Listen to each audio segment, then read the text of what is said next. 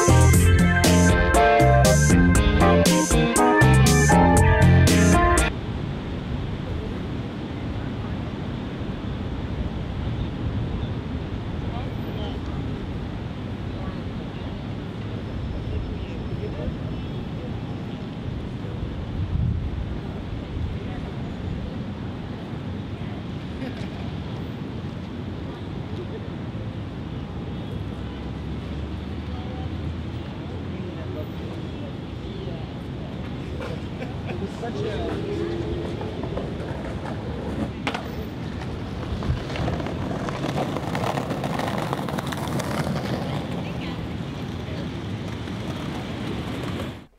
What's up, everybody? I'm Alex Melki, and this is Anchorman Canada. What is Anchorman Canada? Let me get you caught up. Narcity hit me up and they said, Alex, we want to make a show for Canadians that is the news, but also contextually interesting to them. And I said, guys, sorry. Not because I did anything wrong, just because, I'm Canadian and I have a quota I have to fill by the end of the day. So here we are. I'm going to give you a little roundup of what we're going to talk about. Just an example of what you can expect over the next course of hopefully the rest of my life. Hopefully I'm here until you're well into your 80s and 90s. So today we're going to talk about a couple of things. We're going to talk about a hidden camera situation that was up to no good, causing trouble in the neighborhood of Toronto. All right, a little Fresh Prince there. We're also going to talk about Drake, who has been having some weird relationship problems, and this isn't like news to anyone. He's basically the male Taylor Swift, but we're gonna get to that in a second. And then you have winter, which all Canadians are very familiar with. The Farmer's Almanac just pushed out the numbers for this year's winter, and spoiler alert, it's gonna suck. All right, so we're gonna get to winter in a minute because it's gonna roll around faster than we think it is. But first, Tim Hortons. All right, now a lot of people seem to think that hockey is Canada's national sport. It's not. You're very wrong. It's not even curling. I know that's where your head went. You're wrong. It's hating on Tim Hortons. Now, we start our kids very, very early on hating on Tim Hortons. By the time they're adults, it's second nature. You don't even think about it. What has Tim Hortons done this time? Well, Guys, where do I start? They've started their annual Smile Cookie campaign. Now, they've been doing this for a couple of years, right? And the whole campaign is they have these cookies. It's a limited run of these cookies, and they have smiley faces on them, okay? And the way this works is that the proceeds from this cookie go to things like children's hospitals and charities, local Canadian charities, mental health institutions. That sounds pretty good. Alex, why is this such a weird thing? Can we take a look at the cookies real quick? That's a smiley face? That's hideous. Can we get another one real quick? No, you show that to a child, he or she will cry. This is very unsettling, very unsettling. That looks like a face of something that wants to eat your face. Now, Tim Hortons reached out to Narcity. We had a conversation, and they go, hey guys, I know this is funny, I know it's weird and it gets clicks, but we're doing a lot of good, says Tim Hortons. They say we're giving millions of dollars to lots of people. We're affecting real change in people's lives. And it's true, they are doing a good job. But can we look at another cookie? Why is this a thing? One more just to... That's a shame, is what that is. You guys have spent so much time thinking about whether or not you could do this. You didn't think whether or not you should, because that's an abomination. Guys, it just gets even worse when you look at what it's supposed to look like. That's like an Instagram photo versus real life photo. Like when you see a person in front of you, and then the Instagram that they try to play off of themselves, it's not a pretty picture. These things need to be put out of their misery, buy them, dunk them in some milk, and get them out of sight. Let's move on to the next story. Now this one's kind of gross, and I know that some of you are eating dinner now, but I must tell you, there's gonna be a little pee-pee involved, okay? There is a girl, a Torontonian, her name is Sydney Eats, which is kind of a cool name, Sydney Eats, right? So she posted this on Facebook, and she had this story, which I'm sort of going to run you through because I have stepsisters and I have friends that are girls, and this is a serious thing.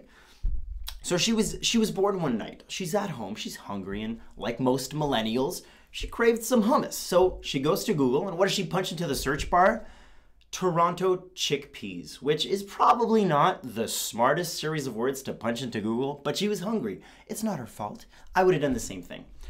What she wasn't expecting to find is about 48 search results of Toronto girls peeing, because the world is a very diverse place and there's lots of things for everyone. So she's like, okay, well, I'm a girl from Toronto. This is kind of weird. She clicks the first one.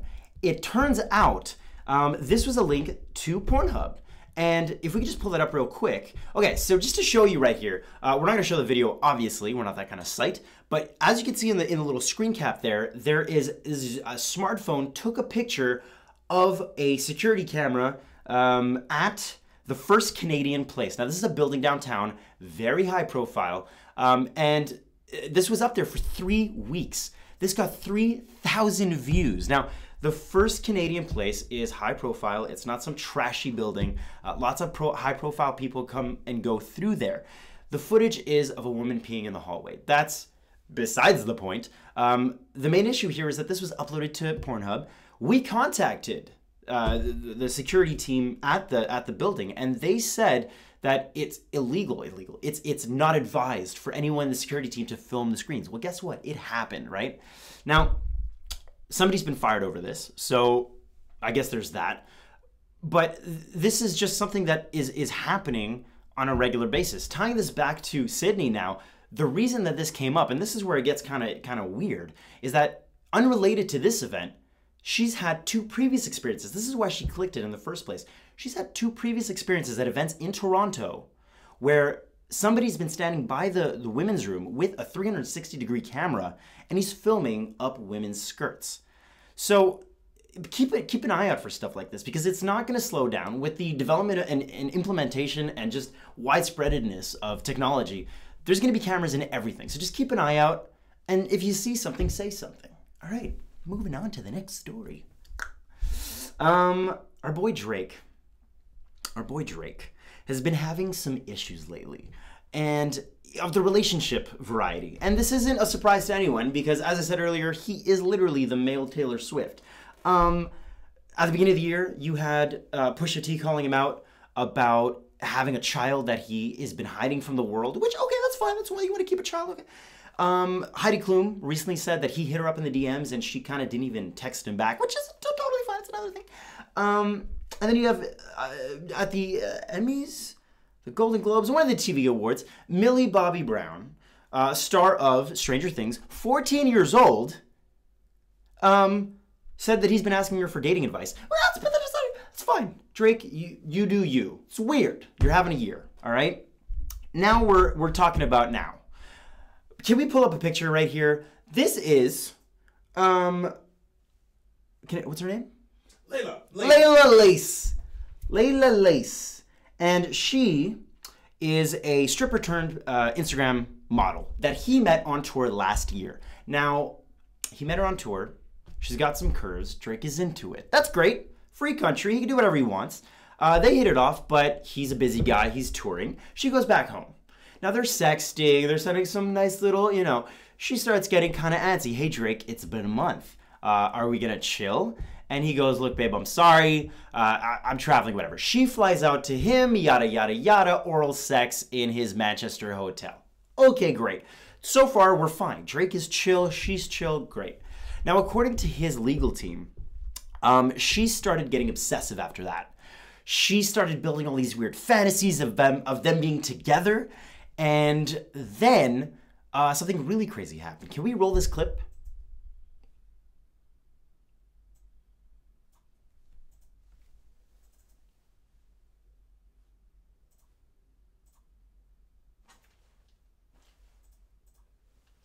Are we playing the clip? I can't tell.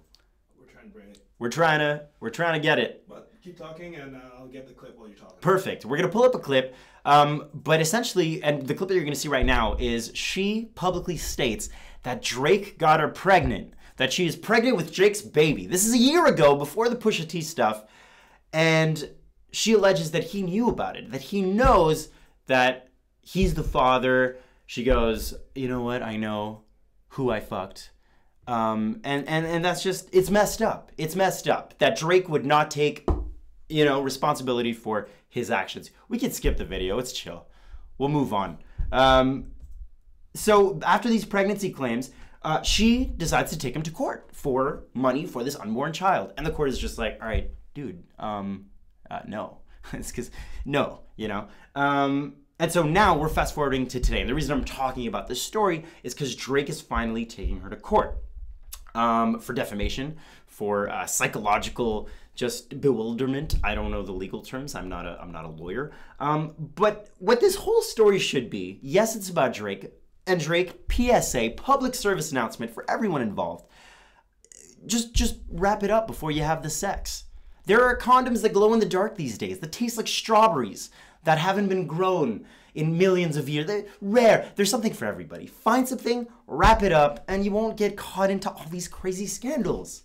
Let's get on to the next one.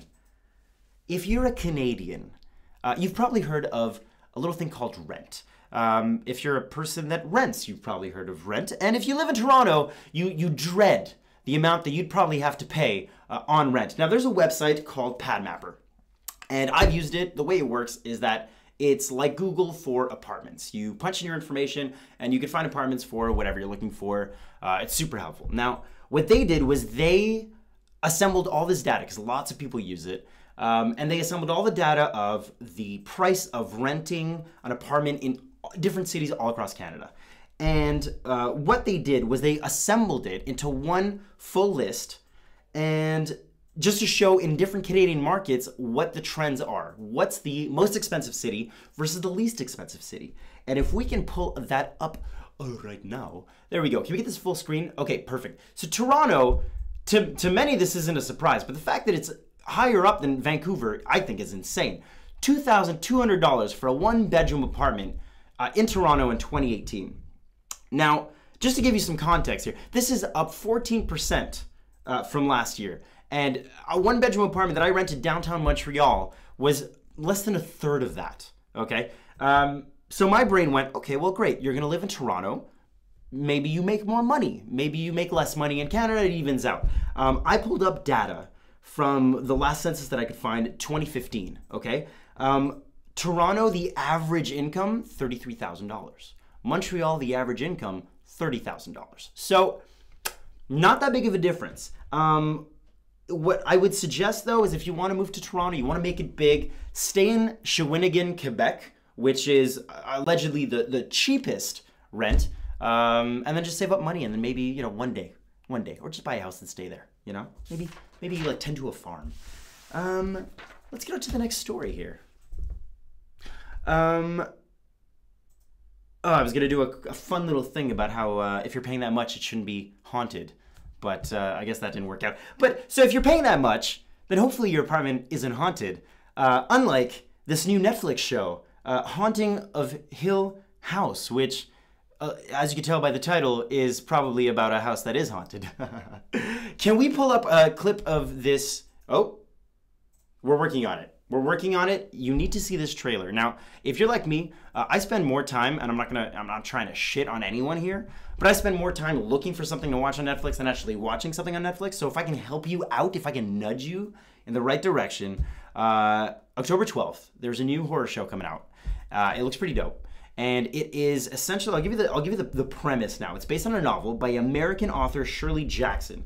And the show follows the lives of these children that grew up in what is now the most famous haunted house in America. And if we can pull up that video, I would be so happy. But if we can't, I guess I can, because it's lots of, you know, jump scares and ghosts and like dead people, and I don't know why we're so obsessed with that, but I guess it's just part of, you know, the morbidity of it all. I could see he's trying to pull stuff up. What I'm trying to tell you here is this show is going to be spooky as fuck. And also it stars Carla Gugino. I hope I got that right, because I'm in love with this woman, and I will literally watch anything that she puts out. If it's a 5-hour just video series of her just sitting down answering emails, I'll watch it. I don't care. I have very low standards when it comes to anything that she makes. How are we doing? We're getting there. Do you want to just come back to it? If we can, because right now it's not done. We are gonna skip ahead, you guys. You know what? Oh, we got this. Oh, we got it. Now I want you two to get good rest. What if I have a bad dream? Oh, I'm sure we can handle any dream you have. What if I dream that you sent us away into the dark and we get hurt? Really hurt. And there you go. For me personally, this looks spooky, just enough to watch. October 12th, get ready to Netflix and chill, because this is just what we do here in Canada. We have to learn to Netflix and chill because it's gonna get cold. And now we're moving on to something that I'm dreading to talk about, because I don't want to talk about it. No one wants to talk about it, but it's there. Canadians have this weird thing where we forget that winter comes around every year. And we like complain that it's like, why is it so cold again? This year, though, we're entitled to it. So, the Farmer's Almanac. The Farmer's Almanac, which up until recently I assumed was just a bunch of farmers that were weather wizards, warlocks that controlled the clouds and the snow. They released information this year that is very, very disconcerting. We had a great summer, at least here in Montreal. I don't know how the rest of Canada was. I'm not that obsessed with your weather. We're gonna have, on average, 40 to 45 degrees below zero this year. Just coast to coast. Vancouver's fine. You guys have palm trees. By the way, the rest of Canada, if you didn't know, Vancouver has palm trees. I don't know how that happened, but that's not fair. It's gonna be super cold. Eastern Ontario, Quebec is gonna get it the worst. If you're anywhere between Alberta and Manitoba, just you're used to it, business as usual. But, you know, just cover up. It's not even, if you're driving through there, don't. Maybe fly over. Maybe just to go through the U.S. if that's your thing. But it's just, the point is, it's going to be freezing, freezing cold. This might be the year where you invest to something. Now, I know this is going to piss off a lot of people. And I know you're like, Alex, what the fuck what could you possibly say? I'm gonna spit out these words and you might want to punch me in the face, and don't, because I mean them in a good sense. It's September and Christmas is right around the corner. Wait. The reason I'm so excited, no, I know, there's no snow on the ground yet. First of all, 1, Alberta, okay, snow on the ground. 2, Christmas is just like, it's a lovely time of year that I'm very excited about. And we have something very special that is coming to a big part of Canada, one of the biggest light festivals in the world. Now, I'm talking about 500,000 lights. This is the Christmas Glow. Now, can we pull up oh, there we go. Can you guys see that? Yes! If that doesn't look freaking magical, am I looking at it? If that doesn't look freaking magical, you need to check your definition of magical. Now, this is going to be hitting Edmonton, Ontario, and Vancouver. And you know what? It's going to be so freaking cold. Why don't you go here and let the lights singe some holiday spirit into your frozen, cold heart? Because even the people that can't do the holidays should at least enjoy this. You can go with a significant other, or you can go alone. It's not sad because you're surrounded by enough lights to light up an entire city. 500,000, it's gonna be beautiful. And that is starting November 22nd. And I am starting to sweat, so I'm gonna call it a night, you guys. This has been the very first episode of Anchorman Canada. I am very excited to have you here. If you liked what you saw, give us a subscribe on YouTube, like us on Facebook, share it with your friends. We're going to be pumping these out 1 day a week from Monday to Friday and giving you sort of an update on everything that you need to know from Narcity's front page. I love you guys. Have a great night. Sorry we're late. And sorry we were late.